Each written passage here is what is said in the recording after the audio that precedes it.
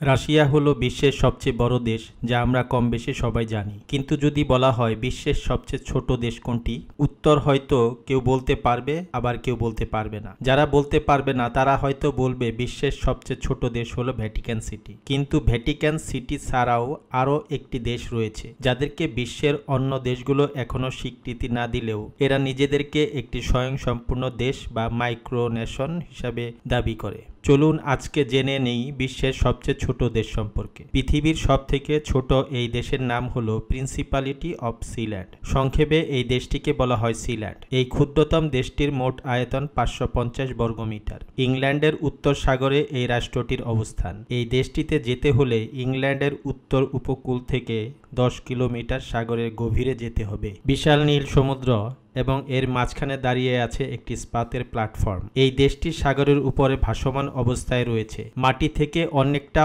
উপরে দুটো বড় বড় ইস্পাতের পাইপের উপর এই দেশটির অবস্থান। এই দেশটিতে কোনো মাটি নেই, পুরোটাই ইস্পাত। গোটা সিল্যান্ডে রয়েছে একটি মাত্র ভবন, সেটি এই দেশের রাজপ্রাসাদ। রাজপ্রাসাদের উপর দেশটির পতাকা উঠতে দেখা যায় এবং একটি হেলিপ্যাড আছে। এই দেশের নিজস্ব পতাকা, রাজধানী, পাসপোর্ট, মুদ্রা, রাজা, রানী, জনগণ সবকিছুই রয়েছে। দেশটির রাজধানীর নাম HM ফোর্ট রাপস। এই দেশের মুদ্রার নাম সিল্যান্ড ডলার। ডলারের মান আমেরিকার ডলারের সমমূল্যের হলেও শুধুমাত্র এই দেশের অভ্যন্তরে ছাড়া বাইরের আর কোনো দেশে এই মুদ্রা চলে না। এই দেশের ভাষা হলো ইংরেজি। আর এদেশের জনসংখ্যা কত তা জানলে স্বাভাবিকভাবে অবাক হতেই হয়, কারণ এই দেশের জনসংখ্যা হলো মাত্র 27 জন। দ্বিতীয় বিশ্বযুদ্ধের সময় এটি ছিল একটি সমুদ্র বন্দর। জার্মান সেনারা যে কোনো সময় ইংল্যান্ড আক্রমণ করতে পারে এমন আশঙ্কা থেকে ব্রিটিশ সেনাবাহিনী ইংল্যান্ডের উপকূল ভাগে সমুদ্র দুর্গ বানানোর পরিকল্পনা করল। সে পরিকল্পনা থেকে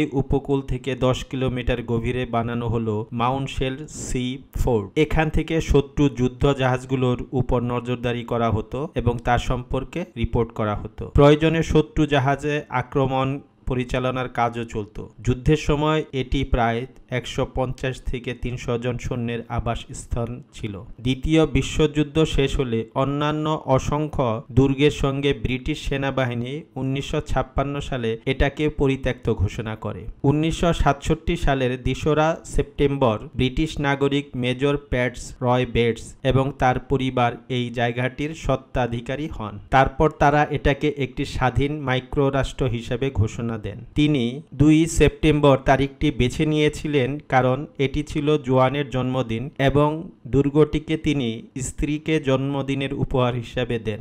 সিল্যান্ডের আইনি ব্যবস্থা সিল্যান্ড ব্যাটস পরিবার দ্বারা পরিচালিত হয়, যেন এটি কোনো স্বীকৃত সার্বভৌম সত্তা এবং তারা এর বংশগত রাজকীয় শাসক। রায় বার্টস নিজেকে প্রিন্স রায় এবং তার স্ত্রী প্রিন্সেস জোয়ান হিসেবে ঘোষণা করেছিলেন সেপ্টেম্বরের 2 তারিখে 1967 সালে। তাদের পুত্র প্রিন্স মাইকেল হিসেবে পরিচিত এবং 1999 সাল থেকে বেটস পরিবার প্রিন্স রিজেন্ট হিসেবে পরিচিত। পৃথিবীর কোনো দেশ এখনো সিল্যান্ডকে স্বীকৃতি না দিলেও কেউ তাদের বিরোধিতা করেনি। বর্তমান কর্তৃপক্ষের দাবি অনুসারে 27 জন মানুষ এখানে বসবাস করলেও তবে প্রকৃতপক্ষে এখানে মাত্র 4 জন স্থায়ীভাবে বসবাস করেন। সিল্যান্ডের ভেতরে 10টি ঘর। এই 10টি কক্ষের মধ্যে একটি রান্নাঘর, একটি বসার ঘর এবং একটি চ্যাপেল অন্তর্ভুক্ত রয়েছে। নিয়মিতভাবে একটি নৌকা সিল্যান্ডে খাবার, পানীয়, সংবাদপত্র এবং অন্যান্য জিনিসপত্র নিয়ে আসে। ইন্টারনেটে সিল্যান্ডের নিজস্ব একটি ওয়েবসাইট রয়েছে,